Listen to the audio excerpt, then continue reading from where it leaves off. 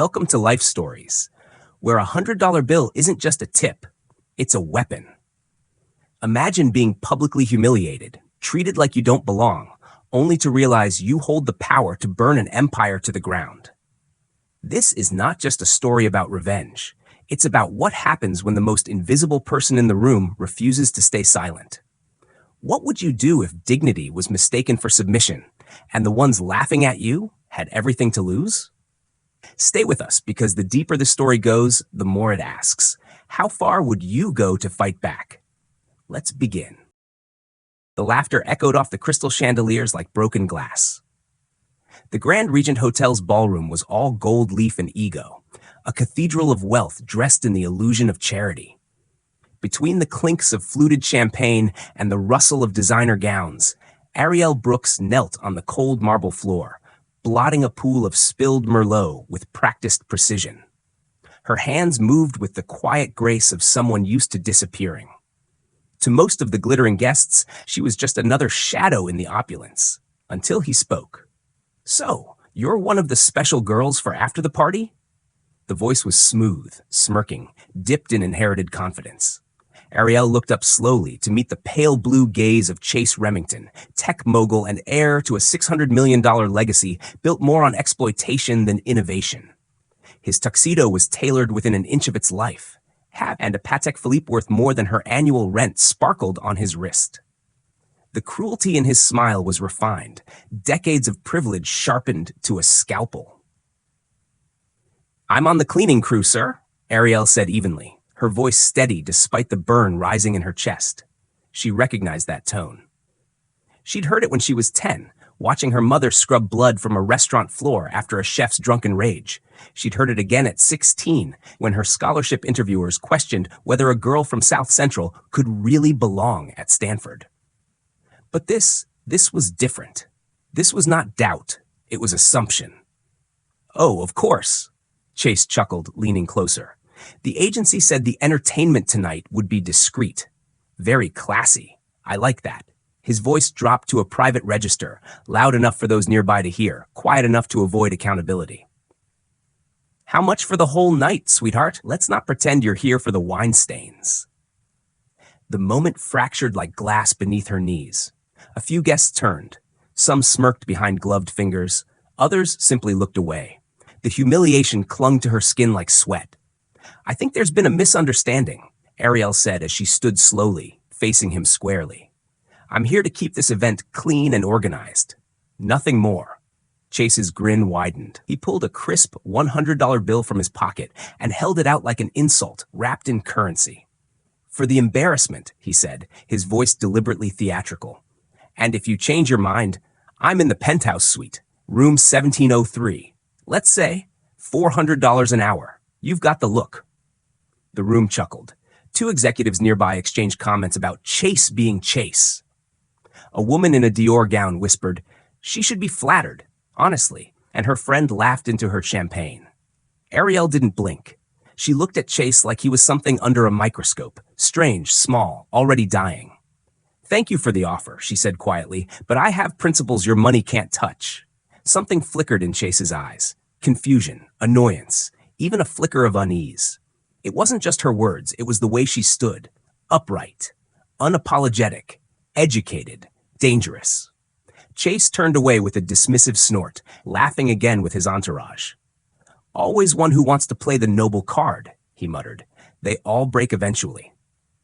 Ariel remained still, the insult heavy in her palm, the $100 bill hanging in the air between them like a challenge. But behind her calm exterior, something was unfolding. Not rage, something colder. Calculated. Something that had been growing in the shadows of her life for years. Because Chase Remington hadn't humiliated a cleaning woman. He had provoked someone far more dangerous. 3 degrees. 4 languages. Founder of AB Investigations, a covert consulting firm that specialized in exposing financial fraud and labor exploitation. Ariel had designed her entire company on being underestimated. And now, the man who had tried to purchase her dignity had no idea she was about to burn down the empire he called untouchable. What no one knew. Not the socialites, not the leering board members, not the champagne-stained senators' wives, was that in her small crossbody bag, nestled between a compact bottle of sanitizer, was a USB drive. Encrypted. Devastating. Full of names, figures, and internal communications that could not only destroy Chase Remington, but trigger a federal investigation that would reach every corner of his family's empire. She hadn't come to clean. She had come to listen. And now she had everything she needed. But the final twist was still to come. That night, after the gala, Ariel returned to her modest apartment and found a voicemail from her supervisor, Tasha Green. "Hey, Ariel, I'm really sorry, but the agency says we can't place you at high-profile events anymore. They said there was an incident. Said you made someone uncomfortable." Uncomfortable. The word echoed like a bullet. She had been assaulted with words, with money, with assumption. And he was uncomfortable? But that wasn't the worst part. Tasha added, her voice trembling. Mr. Remington, he said if you wanted to work elite events again, there might be other ways, other services. Ariel stared at the wall. Her chest rose slowly. Chase wasn't just cruel. He was calculating. And this wasn't about one night. This was about control, economic coercion, predatory power games dressed in cufflinks and cologne. She ended the call and turned to her desk, opened her laptop, plugged in the USB. The face she saw in the screen's reflection wasn't just a woman scorned. It was a strategist, a survivor, a war tactician in Louboutin Flats. The time for silence was over. What happens when the most invisible person in the room becomes the one holding all the power? Can dignity, when weaponized with intelligence, bring down the fortress of privilege? The game has changed, and Ariel Brooks is no longer playing by their rules. In part 2, the war begins.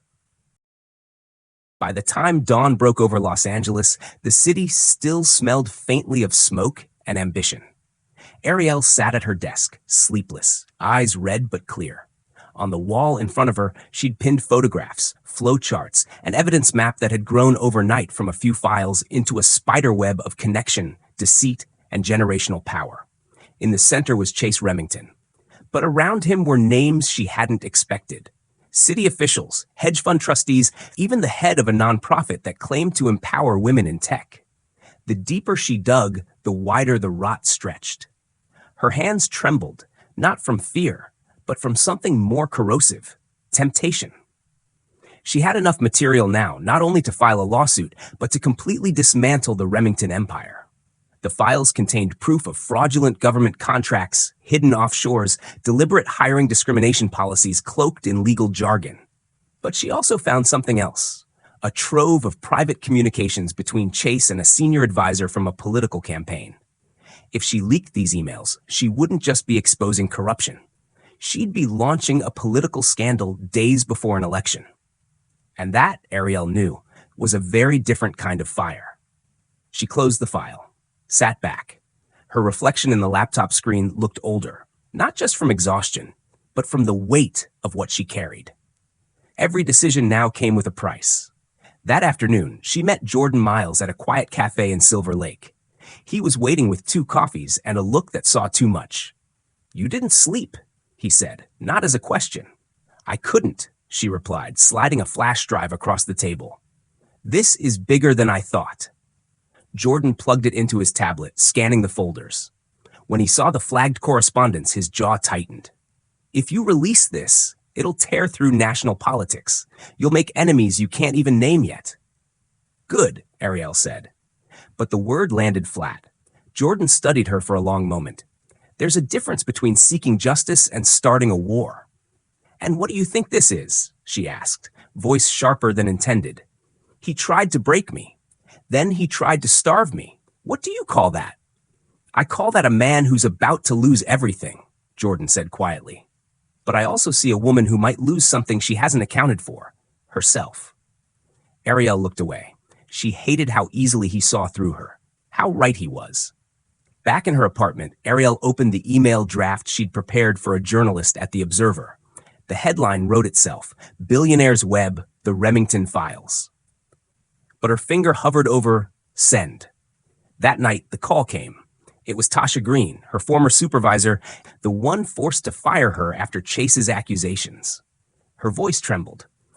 Ariel, I wasn't going to call, but I thought you should know. One of the other girls from the event? Kiara? She disappeared. No one's heard from her since she was booked for a private job at a Remington property. Her sister tried to report it, but no one's taking it seriously. I didn't know who else to call. Ariel froze, her chest locked. When? 3 nights ago, Tasha said. She was desperate, rent overdue, no other work after what happened to you. She took a last-minute gig from the same booking agency. They said it was VIP. That's all. Ariel's fingers went cold. The Remington machine wasn't just about power. It was about consumption. She had assumed the humiliation was the worst of it, but now the stakes were flesh and blood. Human lives disappeared behind locked gates. She ended the call and sat in the dark, unable to move. Kiara's face floated up. She'd seen her in passing, young, quiet, with a nervous smile and hands that trembled as she passed champagne glasses. Another girl whose silence had been read as compliance. Another girl swallowed by a system that fed on invisibility. Suddenly, justice didn't feel abstract anymore. It felt urgent, messy, dangerous. The next morning, she called Jordan. We go all in. Every file, every recording, every name, but not through the press. Not yet. We build the case, airtight, and then we take it federal. Jordan didn't argue. He only asked, "Are you ready for what comes after this?" "No," Ariel replied, "but I'm not here to be ready. I'm here to finish this." She hung up and turned toward the wall of evidence. Her eyes lingered on a photo of Chase at a university fundraiser, arm around a senator, both grinning. Her stomach turned. She didn't want vengeance. She wanted reckoning. But somewhere between those two, the lines had blurred. Still, one truth pulsed louder than the rest. If she didn't bring this empire down now, more women would vanish. More Kiaras. And next time, no one might call. Would you risk everything, including your soul, for justice if it meant protecting those who might never even know your name? As Ariel prepares to pull the trigger on the most explosive case of her life, she's about to discover that not all enemies hide in plain sight, and not all allies are who they claim to be. Part 3 will unveil the cracks in her armor and the trap she never saw coming. It was the silence before the storm that shook Ariel the most, the kind that hangs in the air before lives change forever. Her war room, once a corner of her apartment, had transformed into a battlefield of truth. Dozens of documents now lay in neat stacks on her table. Sworn testimonies from other women who had been silenced by Chase Remington, hidden financial reports linking Remington Ventures to government kickbacks and Kiara's name. No longer just a whisper in a phone call, but the centerpiece of a legal reckoning. Jordan Miles had spent the last 4 days with her, working with relentless precision. He had pulled every string, filed every motion, built a case that not only implicated Chase, but exposed an entire corporate ecosystem of abuse and impunity. And yet, the final blow didn't come from the courts. It came from Chase himself. Late one night, a notification pinged on Ariel's phone, a live video posted from Chase's own social media account. He sat in his penthouse, disheveled, no longer the image of billionaire charm. His eyes were glassy, voice brittle. "You all think you know the truth," he said. "But people like her, women like her, wait in the shadows to tear down everything men like me built." His smile cracked. She won. You happy now, Ariel? The video cut off, but the damage had been done. It went viral in hours, made broadcast across every major network.